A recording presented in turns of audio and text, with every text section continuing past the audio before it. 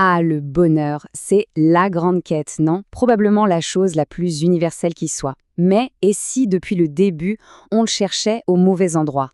C'est justement la piste qu'on va explorer ensemble aujourd'hui. On va se plonger dans une perspective qui, honnêtement, pourrait bien tout changer. Alors voilà, on y est. La question à 1 million. Comment on fait pour trouver un bonheur qui soit vraiment durable? Eh bien, la source sur laquelle on se penche propose une idée assez radicale en fait. Elle nous dit, et si la réponse, on arrêtait de la chercher à l'extérieur? Et si en réalité elle était déjà là, bien au fond de nous? Bon, avant de construire quoi que ce soit de solide, il faut souvent faire un peu de ménage, déblayer le terrain. C'est exactement ce que fait notre source pour commencer. Elle identifie ce qu'elle appelle les fausses routes. Vous savez, tous ces chemins que beaucoup de gens empruntent en pensant trouver le bonheur, mais qui au final ne mènent qu'à des impasses. D'un côté, on a ce petit frisson. Vous savez, celui d'un nouvel achat ou d'une promotion au travail. C'est sympa, mais ça ne dure pas.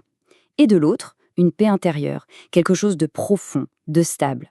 La source est très claire là-dessus.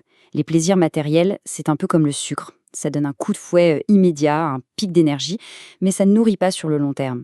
L'image est assez parlante, je trouve. J'aime beaucoup cette opposition. L'idée, c'est que l'orgueil et la vanité nous enferment en quelque sorte dans une cage. Ça nous isole. Alors que pour trouver le bonheur, il faudrait faire l'inverse.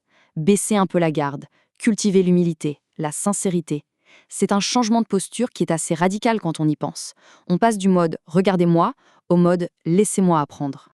Donc, si on résume, le message est plutôt direct, en fait. Le bonheur, ce n'est pas un trophée qu'on expose sur une étagère, ni une image parfaite pour les réseaux sociaux, et encore moins un cadeau qui nous tomberait du ciel comme par magie. Non, c'est le fruit d'un véritable effort, d'un travail sur soi, conscient de tous les instants. Ok, alors, une fois qu'on a mis de côté toutes ces illusions, il reste quoi? C'est quoi le vrai chemin?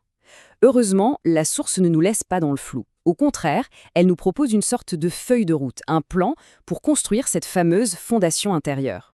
Ce qu'on a là, attention, ce n'est pas juste une to-do list qu'on coche et c'est terminé. Non, il faut plutôt voir ça comme les ingrédients d'une recette de cuisine, une recette assez complexe. Chaque étape, que ce soit la connaissance de soi, l'amour des autres ou l'action juste, tout est essentiel. Tout s'emboîte, s'harmonise pour créer un résultat qui soit vraiment cohérent. Alors, quand la source parle de loi divine, il faut faire attention. On ne parle pas de commandements rigides et arbitraires, c'est beaucoup plus subtil. Pensez plutôt aux lois de la nature, comme la gravité. On n'essaye pas de lutter contre la gravité, pas vrai? On apprend à vivre avec. Eh bien là, c'est pareil. S'aligner sur ces grands principes, c'est un peu comme arrêter de nager à contre-courant et enfin se laisser porter par le flot. Et au cœur de tout ça, vraiment au centre de tout ce système, il y a cette idée, qui est juste incroyable, l'amour. Mais attention, pas l'amour romantique ou possessif qu'on voit partout, non, on parle d'un amour authentique, désintéressé, pur. C'est c'est le carburant en fait, c'est ce qui alimente tout ce voyage intérieur. Et là, on arrive peut-être à l'idée la plus révolutionnaire de toute cette approche. C'est vraiment le point qui peut changer complètement notre façon de percevoir le bonheur. Le voilà. C'est une pensée qui est incroyablement libératrice, vous ne trouvez pas? Parce que si le bonheur est un chemin, eh bien ça veut dire qu'il n'y a plus vraiment d'échecs. Il n'y a que des étapes. Le but, ce n'est plus d'atteindre un sommeil inaccessible et parfait. Le but, c'est d'apprécier la randonnée.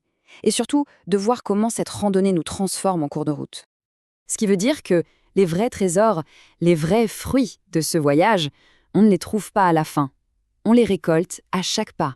Cette fameuse paix intérieure, une joie qui ne dépend plus de ce qui se passe à l'extérieur, et puis ce sentiment profond d'être juste exactement là où l'on est censé être, en harmonie totale avec la vie. Et ça nous laisse avec une dernière pensée, une dernière question à méditer.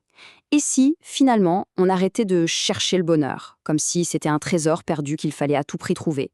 Et si, à la place, on commençait simplement à le cultiver, jour après jour, patiemment, comme on s'occupe d'un jardin secret au plus profond de soi? Ça change toute la perspective, n'est-ce pas?